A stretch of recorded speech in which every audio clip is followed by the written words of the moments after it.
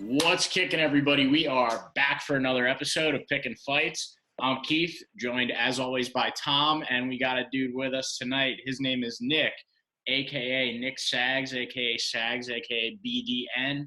The second and the third ones rhyme, and I'll say that the third one is his name, Nick. So before we start this video, make sure that you subscribe if you haven't already. And comment below. Let us know like how good we are at this. I'm tired of looking at the comment section. It's like one or two people that are, hyping us up. If you like our videos and consistently watch our videos, just kind of like gas us up a little bit. That would be great. Great for our egos and everything else that follows. Maybe we'll perform better in the bedroom if we know that people actually like us. But, moving on, Tom, how are you? Doing good. Just got back from Florida. Somehow got a negative COVID test. Being responsible and being all around super. Just COVID better watch out. I'm coming for them. Okay, you're coming for COVID. That's better than COVID coming for you. So Sags, how are you tonight, my man? First off, pleasure to join you guys. I'm doing very well. My day-to-day is an accounting job, so this is definitely a little more exciting than that. Yeah, all right. I mean, that's nothing out of the norm that we've heard from accountants. Maybe you'll like this episode a little bit more than you like your job. And any accountants out there watching at home, I just would like to apologize. I know it's a very financially sound job, but boy, it's got to be like being a dentist. You just go home and try to figure out how you can keep living like this, right? So we've got a big event this week. Big event. UFC Vegas 35. Right, Tom? 35? Does it even matter? I heard somebody say it's like Fight Night 170, UFC Vegas 30. I don't know. Barboza versus Chikadze. Giga. God damn it. Giga Chikadze. Giga Chikadze. UFC Fight Night Barboza versus Chikadze. You know what? I'm actually way more excited for this card than I was a lot of the previous Fight Night cards because there's some names on here that the people at home might recognize. So we'll kick it off, as we always do, with our Prelim Locks. I got one for you, and I'll tell you what. This isn't a lock that I'm like dead set on, but it's most definitely a bet that I feel really, really good about. I like Jamall Emmers. And I'll pull up who's he fighting. Sabatini, right? What's that guy's first? Pat Sabatini. I could not remember for the life of me. I almost called him Paul. I'm glad you corrected me. So we got Jamall Emmers versus Pat Sabatini. I'll make it quick for you. Jamall Emmers, he's coming in here with a 4-inch reach advantage. You got Sabatini, who's got like these little stumpy arms, and they don't look too good on a fighter. You're looking for a guy with like a long basketball player-esque wingspan, and Jamall Emmers has that in this fight as opposed to his opponent. And Jamall Emmers, you look back at his record, yeah, he's got some losses, but they're just some really solid competition. He's got losses to guys like Thiago Moises early in his career, which is kind of cool because, Jamall Emmers still a young guy, and you would see them, young guys in the UFC going out there against like real just trash bags, trying to pad a record. Jamall Emmers really has never really shied away from like a big fight. And also, if you're looking back at his previous fight history, guy that we've talked about here quite a bit, Tom, we got Corey Sandhagen. Jamall Emmers beat Corey Sandhagen by unanimous decision in the LFA, which is basically the minor leagues for the UFC, for anyone who doesn't know. Sabatini relies heavily on his grappling game. And the reason why I'm a little bit on the fence about this pick is because of Sabatini's grappling. But you know what? Emmers isn't too bad at grappling either. And if he's able to deny some takedowns, avoid the clinch, well, there's a lot of holes in Sabatini's stand-up game. If this is a stand-up fight, which I think that Jamall Emmers has the ability to keep it on his feet, then Sabatini's in a lot of trouble here, and I think Jamall Emmers could be a lock. Just got to avoid the ground, got to avoid the clinch. Tom, do you have any other prelim locks for us, or what's your take on that one? Well, yeah, I was going to pick Jamal Emmers as a lock over Pat Sabatini on the undercard. Reason I say that is you go look 2 fights ago, and he fought Giga Chikadze, and he fought him to a split decision. Lost, but he still fought him to a split decision. And Giga Chikadze now, basically, with this fight coming up this weekend with Barboza, basically the winner is going to be probably in the 5-6 range. In terms, so really getting to the top of the division. So that loss doesn't look that bad for Jamal Emmers. Pat Sabatini really doesn't have any great wins. I think in a stand-up match, I think it's Jamal Emmers all day. In addition to that, I'm going to take Sam Alvey over Wellington Turman. I think Sam Alvey is a little bit more experienced, and I think Wellington Turman, he was just in the cage about 2 months ago, got knocked out, back in the cage. I really don't like that. I think when you get knocked out, TKO'd, I think you really do need to take some time off. Because your brain, it's going to want to get knocked out again. So I like Sam Alvey to take over Wellington Turman. Those are my 2 prelim locks. Let me just look it over. And, I like those 2. Yeah, 100% with you on the Sam Alvey pick, dude. When I was looking at this card, I saw, guys like Wellington Turman, and I saw guys like D-Rod who were on here. And I'm like, yeah, weren't we just talking about these people? Like, honestly, it felt like 2-3 weeks ago. And, Wellington Turman, bad loss last time around. Yeah, he's definitely going to want to get his lights put out again. Not him, but probably his brain's just ready to get shut off again. And to your point about the Giga Chikadze loss for Jamal Emmers, that ages so well because you look at Giga Chikadze's last fight against Cub Swanson, he basically kicked his Cub Swanson's intestines out of his ass. So – really, I'm feeling good about Jamal Emmers, feeling really good about Sam Alvey. I'm glad that you brought that pick up, and I really do think that those are 2 not just betting locks, but also locks to be locked in front of your television for. Make sure you have a beer before those fights start. Don't get up and go to get one during those fights. Mr. Sags, what are your thoughts on our prelim locks? Love them, hate them, what? I think they're pretty good. I usually tend to stay away from betting on the prelims because it usually feels like a money pit. But I'll definitely take a look at those and be in front of my TV when they're on. All right. Hey, listen, if you're betting with us, as in Tom and I, and possibly with Sags, we'll see how the rest of this episode goes. But if you're betting with Tom and I, let's see, we were 1-1 on prelim locks last week. We had Brian Keeler. Locks go pretty well. Hopefully you didn't just jinx us there, Keith. But I'll knock on wood right now. Yeah, look, our prelim locks, we pick just these certain prelim fights for a reason, because and then we break down the whole card, the whole main card, because those prelims sometimes you can find 1 or 2 in there that are really good bets.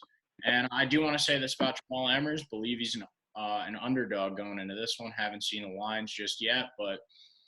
I like that for him. I like that underdog pick. So he's just a slight favorite, but not too much. The lines are still changing. I got it between, he's -117 to Sabatini -103, but other places have Sabatini +120, +125, +130. Jamal Emmers hanging around -150 in other places. Well, so still pretty close. Might be a good idea to lock that in now at the time of you watching. If you do like our prelims, our prelim locks. And I do want to apologize for one of mine last week before we jump into the main card. Bay Malecki. Listen, if you guys did watch that fight where she fought Josiane Nunez, really just an embarrassing showing for Bay Malecki. And I think I might have let her looks cloud my judgment last week. But, sometimes that happens, man. Even with the male fighters, you look at someone and you're like, yo, this guy's yoked. Like, look, we picked Chase Sherman against Parker Porter last week too. Said, yo, this guy's yoked, Parker Porter, big old fatso, and Parker Porter pulled out with the win. So, hey, listen, sometimes you let the looks cloud your judgment, and that's what happened with me for numerous reasons with Bay Malecki. I don't need to get into them again. But main card. We're going to move on to the main card now. First up, we got Makhmud Muradov versus Gerald Meerschaert. Love Meerschaert's name. I think it's funny to say Shart. So Meerschaert has a really low fight IQ. That's like number one looking at him. He's talented. He's definitely talented, but he's not very smart in the octagon. We look at like some of his previous moments. He is grappling with Jack Hermanson, and just decides to pull Hermanson on top of him into a full mount. And then he's fighting Khamzat Chimaev, and he shells up in a corner and just lets Khamzat like tee off on him nonstop. So you look at Meerschaert, he folds under pressure big time. He doesn't really step up to the big moments. It's not really like Makhmud Muradov, right? Muradov, yes. Muradov. It's not like Makhmud Muradov is like a super highly touted guy in the UFC right now, you know, where like maybe Meerschaert won't be pooping his pants in the locker room before walking out. But, you know, just based on what I've seen from Gerald Meerschaert, I'm going to have to go with Makhmud because I don't think Makhmud is going to fold under the pressure of Meerschaert, and Meerschaert might just be so shook up from his last couple of fights that he's walking into this one scared. He's walking in a little bit unsure of himself. So it's not even a pick for Makhmud. It's a pick against Gerald Meerschaert's low IQ and his very low faith in his own fighting ability. Tom, what do you think?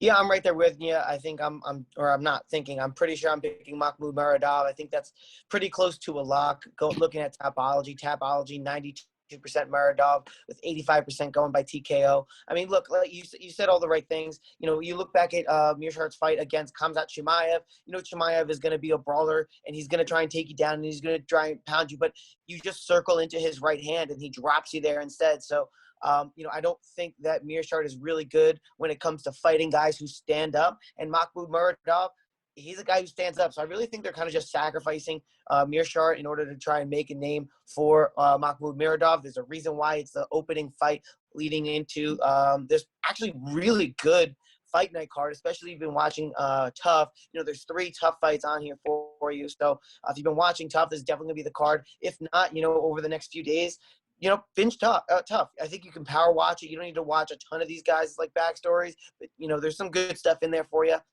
Personally, I like the earlier seasons, but at the end of the day, Makhmud Muradov, I think he's going to take this one. He's on a 14 fight win streak. And then, you know, Meerschaert, he's 2-3 in his last 5. Whenever he fights someone with a name or somebody who's, you know, really of sound competition, he really doesn't step up, like you said, Keith. And for that reason, Makhmud Muradov, I'm taking it.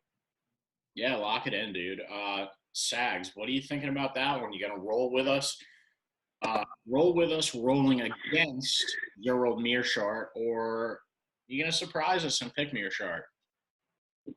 Well, I did see that Muradov's heavily favored. He's like over -300 or something like that. So clearly the public's on your side, and I think I am too.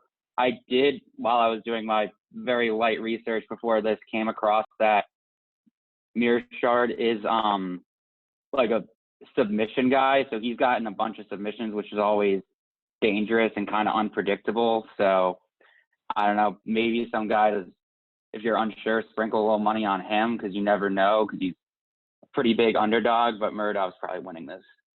Muradov, just to chime in on that. Now, granted, too much less competition, but he has 100% takedown defense. So, you know, that'll that'll stifle that a little bit. Just because if anyone's taking Makhmud Muradov, you know, don't necessarily panic. You know, I think, you know, depending on what it closes at, if you're looking at plus 4, 5, 6, 700 for Meerschaert, then I think it's probably worth a sprinkle. But if you're only going to get it for like in the 200s or the early 300s, you might want to stay away. I think it was pretty solid for Muradov, in my opinion. Yeah, I totally agree. And, you know, even at -300 and getting a little risky, or, you know, sometimes when the odds are crazy things happen. But even at -4 or 500, throw them in your parlay, depending on how much you're betting on this weekend. You know, my big parlay, dude, sometimes I throw enough where I feel like I'm going to have to move out by the end of the week. But, you know, Muradov, add a couple extra bucks in there. Take home that extra little chunk of change. You know, it might get you a beer at the bar, or it might get you a fancy new car. Who knows? So next up, we got Andre Petroski versus Michael Gilmore. So Tom, as the tough guy here, in more ways than one, you know, you're physically tough, mentally tough, but you've also been watching Tough. I'll let you kick this one off and let us know what you think. So this one's real interesting. Petroski, Keith, you would like him. This is, if I had to pick what your, prototypical fighter is, it's a Michael Chandler type, even though Michael Chandler's in a little bit of hot water now. But Andre Petroski, he's a strike to grapple guy, grounded pound, rear naked choke type submission artist guy.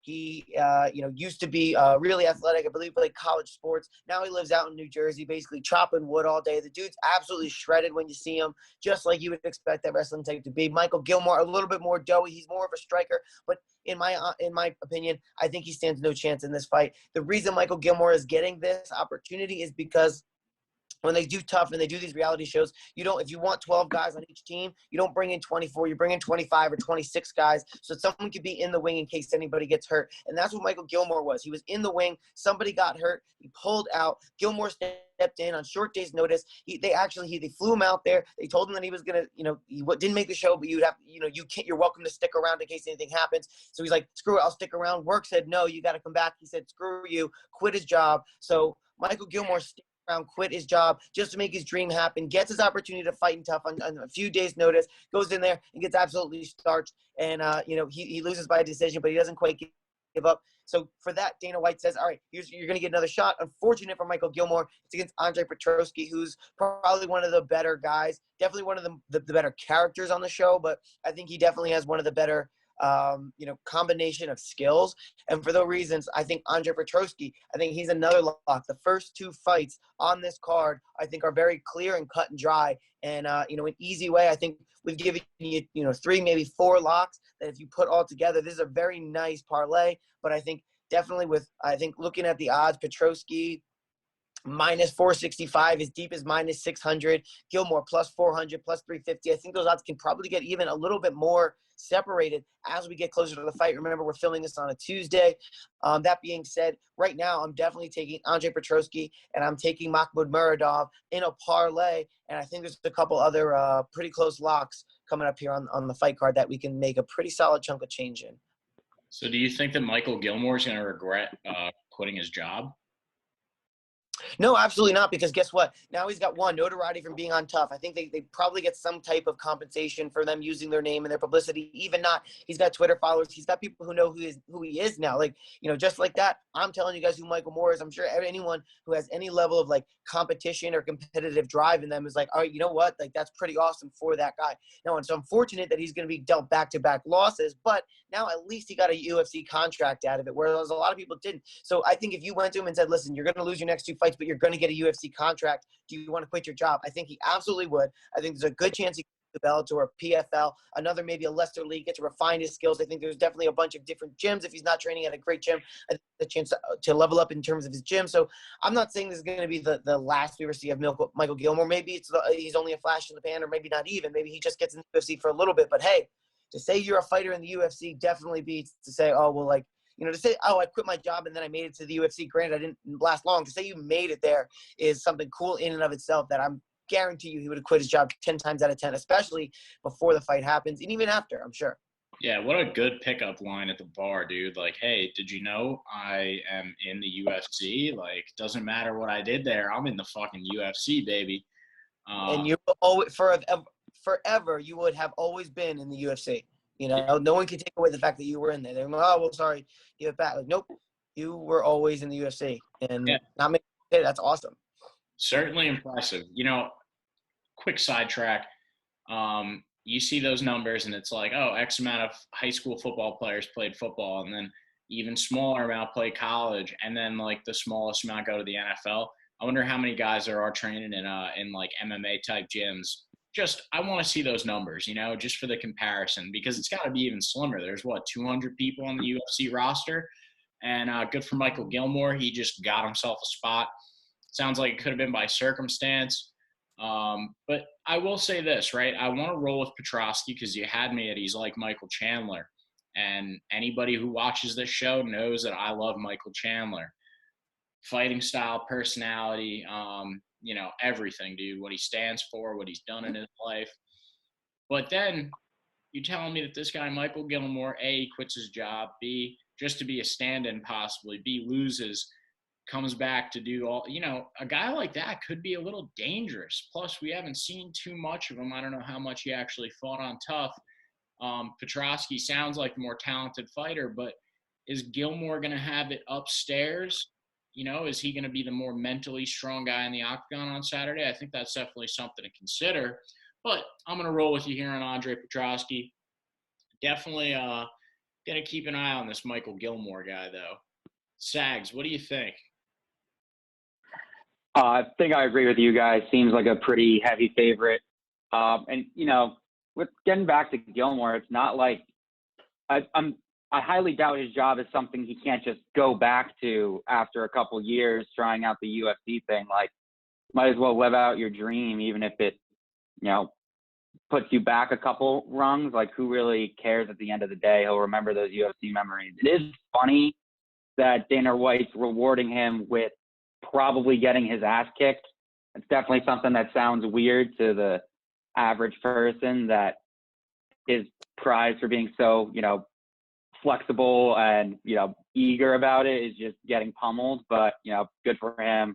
Hope he does well. Hope he surprises everyone. But as a betting person, I'm not going to back him. Yeah.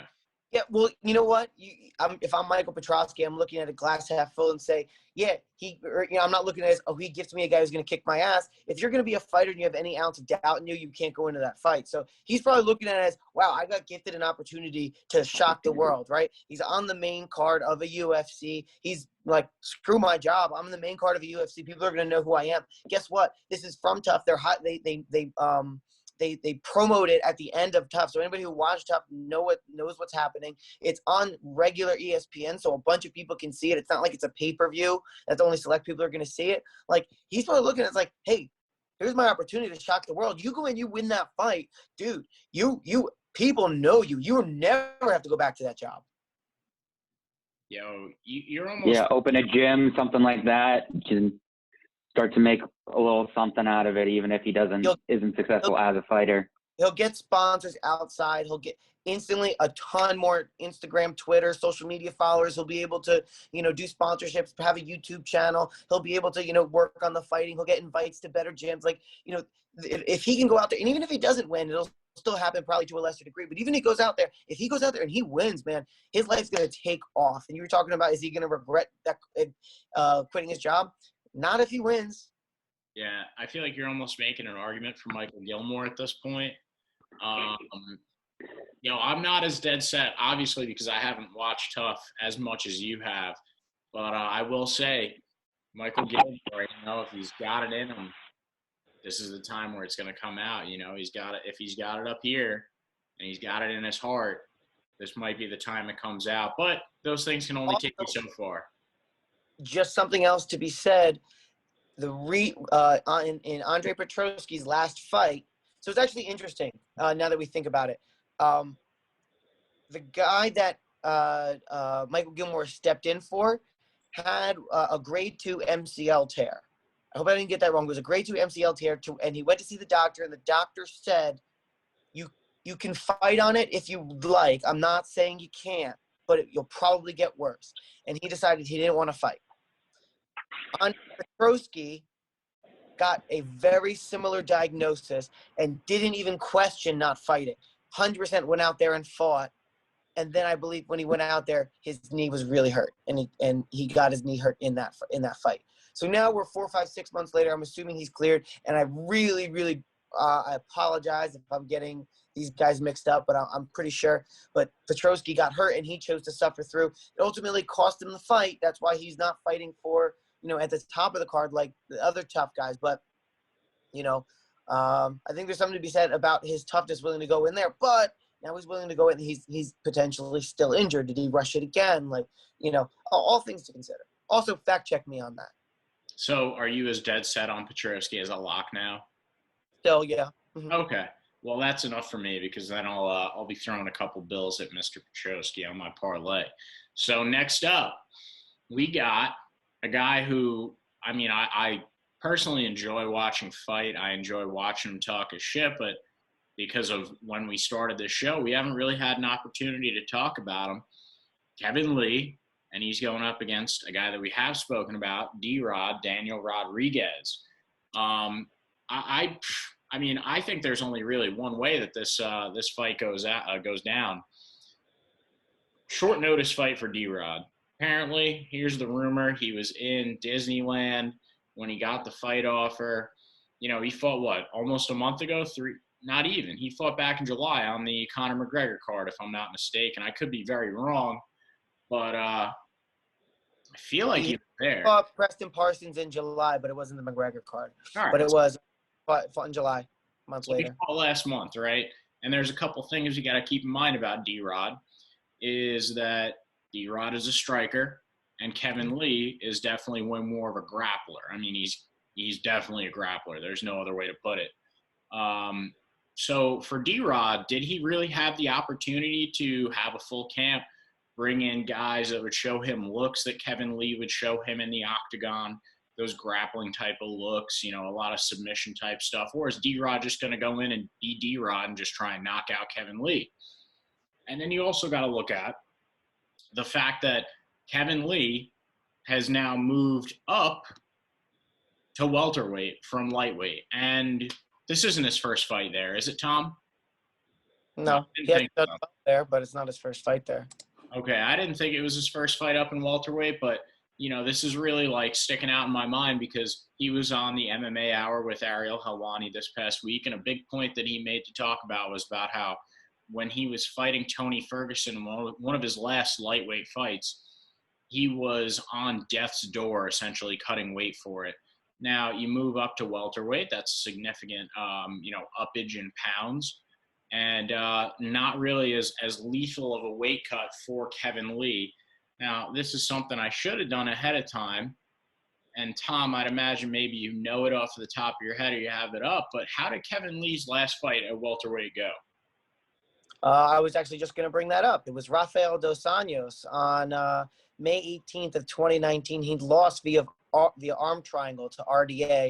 RDA obviously very good on the ground, but, you know, also very good standing up. You know, I know a lot of times when guys go from 155 to 170, they do well. But that being said, I think D-Rod is going to win. And I think D-Rod's going to win because I think he's got really good takedown defense, looking at 83% takedown defense against, you know, a guy who's going to be smaller. You know, this isn't Kevin Lee's first time at 170, but it didn't go well for him.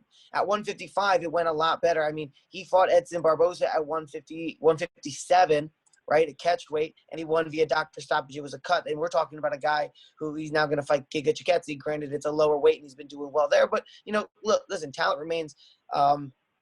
He fought Al Iaquinta at 155 and lost a unanimous decision to Al Iaquinta. Loses to Charles Oliveira at 155.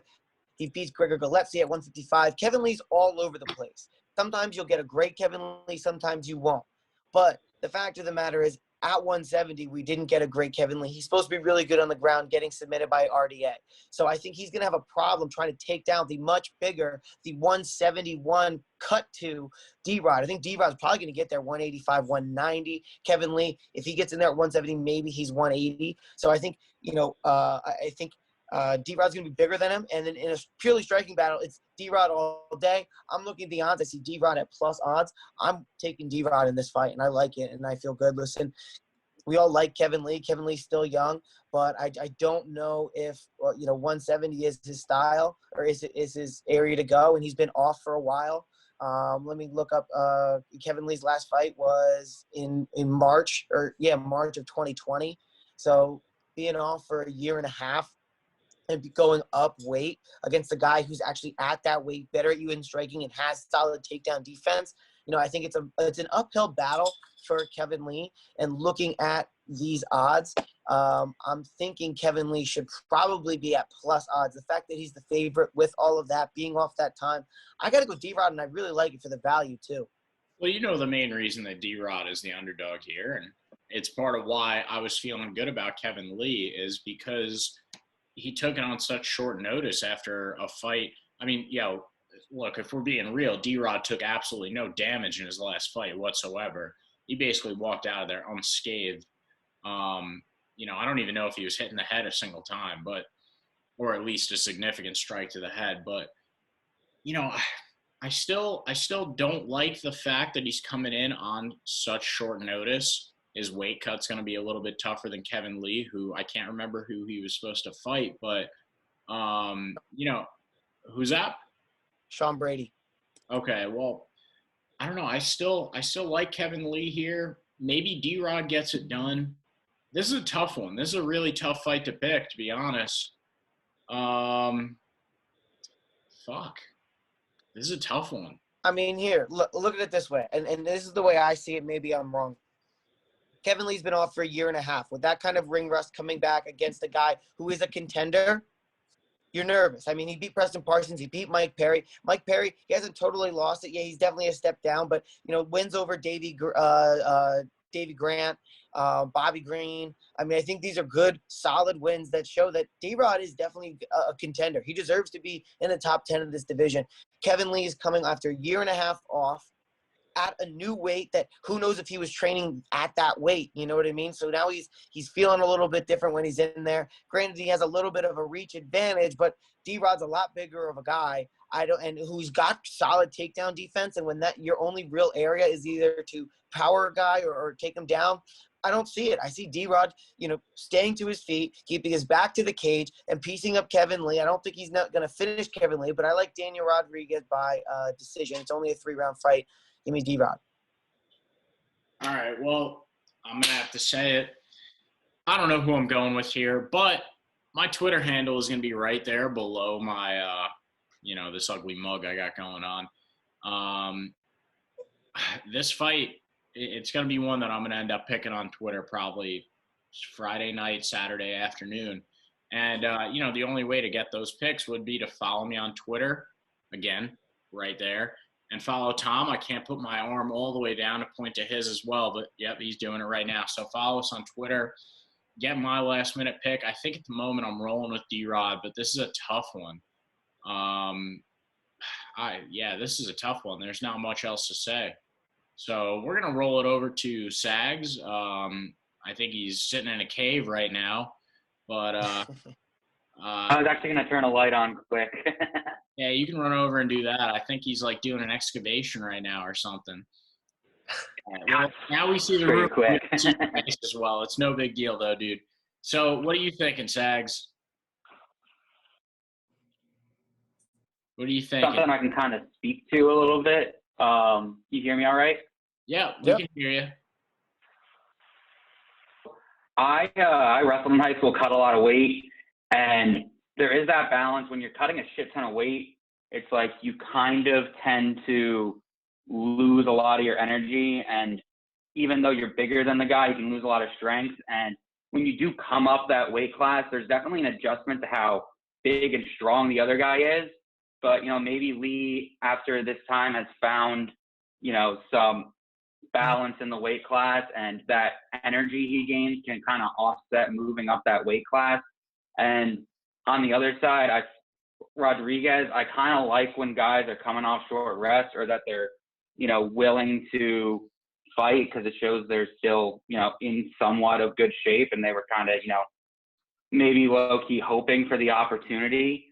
But I think I'm going with Tom here and taking Rodriguez. I just, you know, from what you guys have said, Lee's a little inconsistent, and yeah, I do kind of like guys coming off short rest sometimes. And like you said, it's not like he's still recovering. It's just kind of he might not have been quite in fight shape. Right. Yeah, I mean, that's kind of where I'm at right now. It's like I'm definitely leaning towards D-Rod after Tom's argument. Part of me is still kind of thinking Kevin Lee is just going to wrap him up at one point on the ground and possibly submit him. But, you know, I mean, we got to keep in mind that control time isn't as big of a factor in men's fights. They really judge damage and striking way more than they do in women's fights, where a lot of it is about control time on the ground. So I will say we do film this on Tuesdays, as my dog is getting the zoomies. We do film this on Tuesdays. I will, think about, I want to see how D-Rod weighs in. I want to see how he looks. I want to see, hey, maybe you were, maybe you weren't eating hot dogs in Disney World. I was in Disney World. I didn't have a hot dog. I was eating a Mitzi pretzel. Put a little mustard on that bad boy. But either way, when he comes in on the stage or on the scale, I think that's going to really tell the difference in how he's going to be in this fight. If he misses weight or he looks drawn out or it was a really hard cut for him really quickly, because 3 weeks ago he was in Disney World, Disneyland. I think then maybe you want to switch your pick to the Motown Phenom. But if he comes in there and he looks like he made weight easily, I'm going D-Rod because it's not a damage thing. If it's not a weight cut thing, then the bigger guy I think is definitely going to win in that fight. Yeah, I think so too. All right. Well, after all that deliberation, we were basically like a jury coming together and trying to figure out who was going to win this one. What's up, Chance? How you doing, dog? All right. Don't even look over here. That's cool. Would have been a cool, thumbnail for the video. And speaking of juries and crime cases, deliberation, Nick, I appreciate you turning the light on. But now you almost look like on a true crime video or a true crime documentary on Netflix, and they try and block the guy out, and he's just a black silhouette. That's how I was seeing you when you were talking just now. But so after all that, we got to figure out where we're going, right? I don't know. Rolling with D-Rod at the moment. Think about this too. The entire training camp that Kevin Lee was putting in for Sean Brady, he was putting in expecting to be at 155, now having to be at 170. Wouldn't shock me if he's, at 170, but really, a guy who would weigh in at 170 is coming into the cage at least 185. If he comes into the cage really at 175, and that size disparity is, really big for him. Yeah. Well, Kevin Lee better be loading up on those McDonald's French fries this week to try and get up to a weight. All right, so we got Ricky Turcios, Ricky Turquoise. I've heard some people calling him, versus Brady Heistand. Again, like I said before, Tom is the tough guy. But I do want to say this about Ricky. This dude, Ricky, picks aside, he's an entertainer. He had a very Max Holloway, Dustin Poirier-esque moment, stand in the middle, let's brawl on The Ultimate Fighter, which I did happen to catch. So I'm going to let Tom make his argument, but I will say this. I'm a bit of a Ricky biased fan here. Let's see if you can change my mind. Tom, what do you got?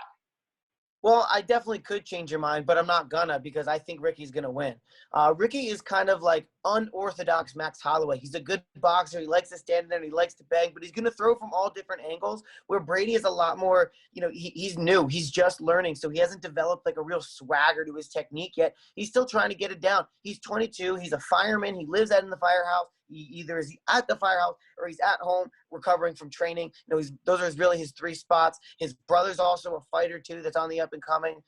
But listen, I think at this point, being 22 versus Ricky, who's 28, coming from all those awkward angles, I really don't think that Brady's going to fare too well against Ricky. I think Ricky's going to know that Brady may try to take him down. He's got a very solid ground game, but Brady also, he likes to show that he can showcase that standing ability. But I think Ricky's going to be able to keep the feet, keep it on the feet. I think he's going to come from awkward angles. I think he's going to do a really good job of dictating where the fight's going to be. These guys in terms of length and size, they're generally about the same. The strikes landed per minute for Ricky. Jesus Christ, that was a struggle of a sentence. 7.33. His striking accuracy only 37%, but that's a testament to how much he's throwing and where he's throwing. It's all over. I think he's going to overwhelm Brady. And looking at the odds here, Brady is plus 140 at its worst, plus 130 at its least. And we're getting Ricky Turcios minus 170, minus 165, minus 165. And I think it's only going to continue to separate as we get closer to fight time. So, if you can get Ricky at minus 160 or less, definitely take him there. I think that's really good value. I think he's going to win. I think he's going to showcase his standing ability much better. I think he's going to keep it on the feet. I think he's going to throw wild kicks. I think he's going to overwhelm Brady. And that's not to say that Brady doesn't have a great future. Again, he's only 22. Chase Hooper, we think of him as so young. He's 21. He's 22 years old. So this kid is incredibly young. For him to be here at this point is just a testament to him. And I hope we see him again. I love his story, but I think Ricky's going to take this one. Yeah, I mean, I'm with you on Ricky too, dude. You know, no matter what you said there, I think I was gonna roll Ricky no matter what, and I appreciate you not changing my mind. I'm looking at his picture just on the UFC website now, and I will say, you know, Nick is a man with some flow. I got a little bit of a, you might have noticed, I got a haircut a couple episodes ago, but I'm not rocking the flow like Ricky has in his picture, his official UFC picture. I know he's got it cut a little bit down too, but long hair brothers around the world unite. Sags, with that being said, are you going to roll with Ricky Turcios, Ricky Turquoise, or are you going to go with the volunteer firefighter, or is it's a career for him, or you know, Yeah, I think it's funny. I think he's either a volunteer looking to be full time, or he is full time. I mean, he lives there, so I think it's more the volunteer. I think he probably gets paid by that. You know, he's 22 years old. You know, what does he need money for? They provide it at the firehouse. You know, so I think he makes a little bit of money at the firehouse, lives there, and trains, and that's his combination every day. that's pretty sweet, man. So yeah, I'm rolling with Ricky. Sags, what are you thinking? We still have cable here. One of the few probably young groups of guys that actually has a cable connection. I mean, we'll catch the Ultimate Fighter sometimes. He seems to be maybe not like personality wise the star of the season, but the guy that people are expecting to like break out. He's slightly favored here. I think I saw before on DraftKings with minus 167. And yeah, I kind of agree with what you all said. He seems to be a very talented guy. So yeah, I'm rolling with you guys with him. Hey, was that squeak? I just heard a squeak. Was that my chair? Because I got a new chair, or is that Chance playing with toys back there? That's the All right. dog. Good. I wanted to make sure my new chair wasn't too squeaky. I love the take, Nick. I love it. And we're all rolling with Mr. Ricky here. Mr. Ricky, no matter what his last name, however it's pronounced, I'll probably call him Turquoise for the rest of his career. So we got another tough fight, which means another fight for Tom to kick off here. We got Brian Battle versus Gilbert Urbina. Let us know what you think, Tom. Yeah, I think this one's going to be Brian Battle all day. He kind of went out there and he dominated every fight that he had on Tough. He shows that he's a real tall, lanky guy, 6'1", 185, 77-inch reach. That's approaching kind of like Izzy, a little bit with those long body arms. I think this guy, he's a little bit rough around the edges, but I think he's got a lot of good fundamentals. He's got really good takedown defense, and he's a really good stand-up striker. He can hold his own on the ground. Gilbert Urbina, he is much more accomplished on the ground, and he has a decent stand-up game as well. But, he's not going to be able to hang with Brian Battle on the feet. I think he's going to have a difficult time trying to take him down. And the other thing that I have with Gilbert Urbina is that the last guy he fought, actually the guy that was supposed to be fighting Brian Battle, he actually got a knee injury and couldn't fight. That's why Gilbert Urbina stepped up. But Gilbert Urbina lost his last fight, and he lost it via second round TKO via it was either a left or a right hook, and he got dropped. And he was actually dropped about 1 minute 14 into the second round. But guess what? He was dropped 2 or 3 other times in the first round. So, he went, and he had definitely a grappling advantage over that guy. So why he chose to stand and fight with him, I'm not too sure. So that is, and I don't know how much time is in between actually when they filmed Tough, like when that happened, and now. So maybe 3-4 months, probably 5. So he's probably recovered from that. And granted, he didn't get knocked completely out. He just got dropped, and then the ref finally said enough. That being said, you're coming off against a striker who beat you up. Now you're going to fight another striker that I just don't think his stand-up ability is going to be there in order to combat Brian Battle. And I think Brian's going to be good enough and lanky enough to dictate and keep Urbina at a farther enough distance away that he's going to be able to dictate the fight. Looking at the odds on our chart, Bovada, Bet Online, sports betting websites, they have Brian Battle pretty much 182 to minus 160 across the board. Gilbert Urbina plus 138 is I'm seeing it plus 125 is the lowest, plus 140 is the highest. So I'm taking Brian Battle. I think he's longer, he's lankier, he's more accomplished on the feet, standing up. Now, that's not to be said. Gilbert Urbina comes from a long line of fighters. He comes from a family of fighters. He trains at the BMF Ranch. He has his last fight, I believe. I'm trying to find it somewhere. I think he lost to some. Where did it go? I must have seen it somewhere, but now I can't find it. Oh, here it is. He lost to Sean Brady, which was the guy who was supposed to fight Kevin Lee. So I think that's not necessarily a bad loss, but that's 2 years and 11 months ago for a guy who is only 25 years old. It's really hard to look back and, count those fights for anything because these guys are changing so much. Going off of the most recent fights that we saw, I think Brian Battle, nicknamed Pooh Bear, is going to take this one. Yeah, you mentioned how fighters in this time, he's only 25 years old, 2.5 years off, or since his last fight, really not off because he was in tough. But, fighters at like 25 years old, they're basically like kids going through puberty. They're making so many changes. And one day you look at them and then the next day they got a hair full of chest full of hair, and hair under their armpits and stuff. It's the same way with like, UFC fighters. One day they're in there and it's like, dude, this guy can't grapple for anything. What's he doing out there? And the next fight he pops out and he's rolling on the ground with guys. So, it's a little bit tough to compare Urbina's fight against Sean Brady looking at now. But, hey, listen, based on what you said about Brian Battle, plus you're looking at the odds, plus the circumstances and tough, I feel like it's pretty hard. Excuse me, another coughing fit. Throw another meme in their list, our editor. It's pretty hard to go against Brian Battle, go against a guy named Pooh Bear. I mean, I love it, dude.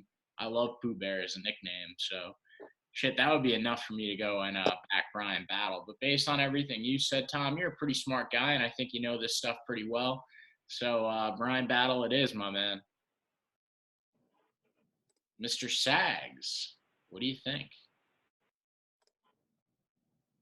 Made my decision here based off nicknames. I thought Pooh Bear was a pretty strong one. I think any nickname where you're confident enough where it seems kind of soft, I tend to appreciate. And then Gilbert's nickname is the RGV Bad Boy, which I looked it up and it's Rio Grande Valley. He's from like South Texas or whatever. But I think any nickname where you have to look up what it means is not a good nickname. And Pooh Bear is just way stronger. But yeah, they were kind of looking at this as the biggest Ultimate Fighter fight of the card, right? If it's the co-main. So I guess both these guys are pretty highly touted. I also just like Brian Battle's name, just in general. It's pretty strong. Yeah. Pretty strong to be a fighter, have your last name Battle. I mean, Urbina, there's a lot of, Urbinas, like I said, both of his brothers are in the UFC or had been in the UFC, other strong organizations. But, dude, you're not beating Battle. Brian Pooh Bear Battle. Yeah, you got a hard-ass name like Brian Battle, and then you throw him off a little Pooh Bear in the middle. I love it. Now, one question I do have, Tom, and I'm sure you are the guy to clear this up, and I'm sure a lot of people at home are thinking this too. So, Brian Battle versus Gilbert Urbina, middleweight bout. Andre Petroski versus Michael Gilmore, middleweight bout. So, these are both – what'd you say? Brian Battle. Brian Battle versus Gilbert. Andre Petroski. Okay, so they just threw an extra middleweight fight onto this card just for like no reason, basically. He finished Andre Petroski. So they just threw like two middleweight fights from Tough on here, just to be like, all right, we'll just throw these guys on, or yeah, I don't know why Michael Gilmore and Andre Petroski got thrown on the card. It's really kind of a slap in the face. Unless they start putting other guys from Tough on there, it's really a slap in the face to everyone else. Not so much Michael Gilmore, like he went out on a limb, fought on short notice, like didn't really get a fair shake. So props to you. So not really for him, but why Petroski? Like they said he got hurt, so he couldn't fight. I mean, there was another guy, the guy who fell out, and the reason that Gilbert Urbina is in this fight, his name is escaping me right now, but I could see his face. He got hurt, and Dana White said, yeah, you'll get a shot in the UFC too. So I'm like, what's the point of Tough if these guys who didn't win Tough are still getting UFC contracts? Like, I don't get it. Are they getting UFC contracts, or are they just getting one fight deals? Like, what are we doing? What's going on? Like, I was telling a couple episodes ago that like Tough needs more of like something to play for, because you have the Dana White Contender Series where 2, 3, 1, multiple UFC contracts can be given out on a single night. These guys have to win one fight. Get tough. You have to go away for 12 weeks or whatever, miss your family, get to know these guys, fight. You can lose once, but then somehow still make a contract. But other guys, they can fight 2 times and lose, but be much more competitive. It doesn't make sense. And they're all fighting for one contract, but also just kidding, there's other contracts. And do you get money at the end? Do you not get money? Like, what's the whole point? So not really sure. Not sure why Petroski's on it, but Battle is going to be the best middleweight in tough. That's all you had to sell me on there, dude. So next fight, it's the main event: Edson Barboza versus Giga Chikadze. I'm rolling with Mr. Giga Chikadze in this one, man. This guy, the Giga kick, numero uno, the thing that sticks out in everybody's brains when you bring up Giga Chikadze, the Giga kick. He basically, like I said it before, like he did to Cub Swanson, he kicks your intestines and they fall out of your asshole. Giga Chikadze, it's going to be tougher for him to do that to Edson Barboza, because Edson Barboza is also an incredible stand-up fighter, and that's not to say that Cub Swanson isn't. Cub Swanson's a little bit older in his career. He's getting a little bit later in the years there. But Edson Barboza definitely presents a challenge for Giga Chikadze that not many other people have in his past couple of fights in the UFC. Giga Chikadze being a basically world-famous kickboxer at this point. And then you look at Edson Barboza, that's a name that carries a lot of weight. But, dude, it's that Giga kick that really does it for me. And I have a feeling that, like Giga's previous fights, that, he's going to end up slapping one of the Giga kicks right on Edson Barboza, right in the gut. And maybe it won't be the shot that puts Edson Barboza down. And if it isn't, then Giga's going to hit him with another one of those kicks, which could eventually put him down. Or he's going to hit him with one of those kicks, and Edson Barboza is then going to leave his face exposed. Giga Chikadze, he's just going to put in work on Edson Barboza's chin. I do think that this fight will end up going possibly the distance. Edson Barboza has a history of knocking a couple guys out recently. His most famous, Shane Burgos, probably, after it just went viral. Shane Burgos gets popped right on the temple and then falls for pretty much like an eternity. All the people at home, you definitely remember it. Guy gets popped right here, and it's like his body, and his body is telling him don't go down, and his brain is like, no, we're knocked out. It's time to fall. So definitely a great stand-up fight. Really probably the toughest one to pick on this whole card. But I do think Giga Chikadze, with the amount of body work that he puts in, eventually opening up, his opponent for a lot of shots right on the chin. Probably similar to what's going to happen on Saturday night with Giga Chikadze either winning by decision, just overwhelming striking numbers, or possibly putting down Edson Barboza with a body shot, opening up the head. Who knows? But I do see Giga Chikadze winning this one in the end. Tom, I'm curious, what do you think? Yeah, I don't see that happening at all. I think Edson Barboza is going to win. Like, come on, this is Edson Barboza. Giga Chikadze has one good fight against Cub Swanson, who's getting old as is, and we say, oh, Giga Chikadze, he's the next coming of Jesus Christ. No, I think honestly it would have been a better fight for Giga Chikadze to fight the guy that Edson Barboza just knocked out, Shane Burgos. So, I think that this is a little bit of too big of a step up for Giga Chikadze. He's 32. Edson Barboza's 35. If we look back at Edson's past fights, listen, he's beaten Anthony Pettis, he's beaten Gilbert Melendez, he's beaten Beneil Dariush. Those are all pretty solid wins, because this was 2016 Anthony Pettis at his prime at 155. He beat him up there. Once he realized that he couldn't do 155, he dropped to 145. I mean, and the only reason he couldn't do 155 is, listen, he lost to Khabib. Happens. He lost to Kevin Lee via doctor stoppage via cut in round 5. Listen.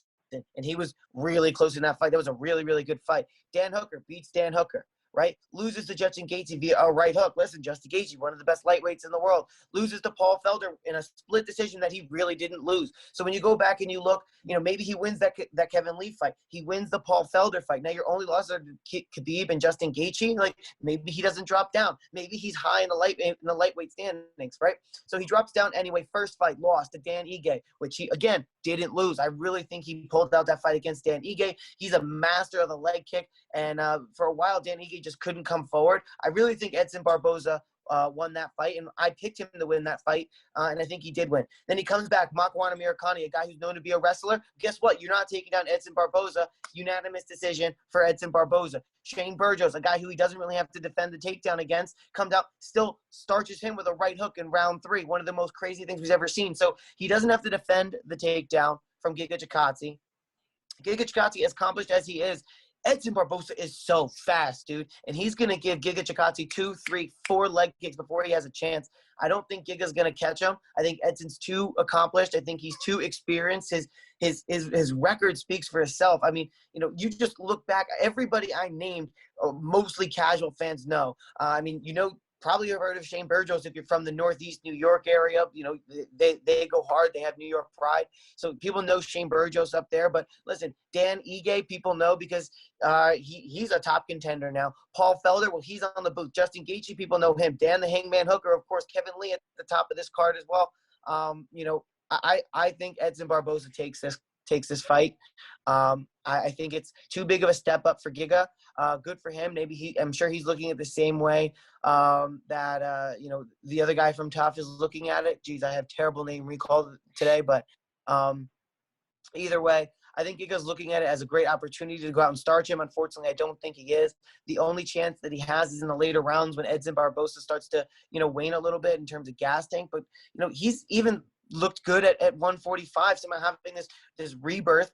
I like Edson Barboza a lot. Looking at the odds here, Barboza minus 105, minus 115, Giga minus 125, minus 105, basically dead even. Looking at the Topology voters, we have about 62% saying Barboza with 44% taking TKO and 48% saying by decision. 38% of the voters are taking Giga Chikadze, 52% say by decision compared to 41% by KO or TKO. 1,000 votes are in, and that's what it is. So I'm going to go ahead and I'm going to say Giga. I'm going to say Edson Barboza. Tom, is your app still open, dude? We're just seeing. Oh, there you go. All right. Sorry.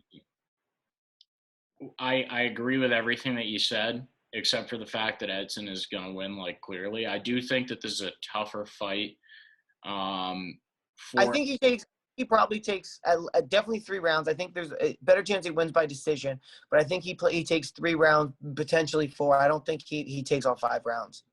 I just think that Giga is very much similar to a Cyril Gane type where, he goes on for so long and he's such a good kickboxer and then eventually makes this crossover to MMA. And yeah, you mentioned the fact that Shane Burgos didn't have to worry about takedowns. I haven't really seen Giga do any takedowns on anybody just yet, but at the same token, Giga Chikadze is way more dangerous on his feet than Shane Burgos, and there's no denying that. I think there is denying that. You think that Shane Burgos is more dangerous than Giga Chikadze? I'm saying Shane Burgos versus Giga Chikadze is a better fight than Edson Barboza versus Giga Chikadze. It also did take 3 rounds for Edson Barboza to eventually take Shane Burgos down, and we got to keep in mind, Shane Burgos did beat the shit out of Edson Barboza's legs. So, Shane Burgos did have a chance there. He definitely did have a chance. And I think Giga Chikadze would have a much easier time with Shane Burgos. And I think Shane Burgos potentially has a shot at beating Giga Chikadze. I don't think that's just a fight that Giga runs over. I think that's a close fight. I think Edson Barboza is just going to show that there's levels to this and that Giga is getting, a little bit, out of his league. I think maybe he takes one of the later rounds if he can keep up the stamina. But yeah, I think Barboza is really going to school him here, man. I think he's really, really quick. I think he's an accomplished kickboxer against way more accomplished competition. Listen, their resumes don't even compare. No, they certainly don't. The only reason I even said that he's like a Cyril Gane type guy is because that's what people were saying before. I mean, myself included, Cyril Gane was not that guy going in against Derek Lewis. And all of a sudden, we see just how technically sound Cyril Gane is. And, his use of listen, I could talk for days about Cyril Gane. And obviously, Giga Chikadze, Cyril Gane, very different guys, different sizes, everything like that. But I do think that Giga Chikadze presents a similar fight IQ, and he presents a similar level of technicality in the kickboxing realm. I mean, who else do you know that there's a whole move named after at this point? And for very good reason. The Giga kick is a touted move in MMA, in kickboxing at this point, and everybody's trying to replicate it. Dude, Giga is that guy, and listen, I like Edson Barboza as much as the next guy, as much as the next, longtime UFC fan. Let me put it this way. Giga's a guy. Giga's a dude. Barboza is beating everyone Giga has beat. Giga is not beating everyone Barboza has beat. No, I don't. Yeah, I agree. I mean, I don't think that if you put today Giga Chikadze and against Justin Gaethje, no. I mean, obviously, Giga Chikadze is not winning that fight. Well, neither did Edson, but it's tough. I don't think he's beating Dan Hooker. I don't think Giga is beating Anthony Pettis in 2016. I don't think he's beating Paul Felder recently. I mean, he did lose to Paul Felder, but a split decision. I think he should have won. I don't think Giga was beating Dan Ige. And I like I already said, I'm not even so positive that Giga's beating Shane Burgos. I'm positive that he is, but listen, you know what? I'm going Giga. You're going Edson. We could talk about it for like hours and hours probably. I'm still rolling Giga. Gave you my reasons why. Could end up changing, Thursday, Friday, Saturday. Like I said, follow those socials. Check out pickandwinners.org. But there's only one way we're going to know who's really the better man, and that's going to be on Saturday. I still think it's going to be Giga, but who knows, man? I'm curious to hear what Sags has to say after listening to our arguments, unless you got anything else you want to throw in there, Tom. No. All right, Sags, what do you think? Of this fight, that's actually very appealing to someone who's more of a casual UFC fan. First off, you've got even odds. So, there's not really a heavy favorite going in. Could go either way. You'll probably, if you're watching with more than a couple people, you'll probably have people with action on each side, which always makes it a little more exciting. Also these guys are both stand-up fighters, seem to both have a background in kickboxing, or I think Barboza was in some sort of other martial art, but he's pretty well known for his kicks and has an unbelievable highlight reel. So I think there's a really good chance of a highlight. And also both these guys are in their early 30s. And I think if I remember right, they're ranked 9 and 10, right, in their weight class. So they're like, it's probably going to be tough for them to, climb back up in the rankings versus the guy who wins is probably going to make a jump a couple spots and, maybe be a little more back in the mix, get a couple more fights, big time fights. So both these guys definitely have a lot weighing on this fight too. One thing I noticed about Chikadze is he's tall.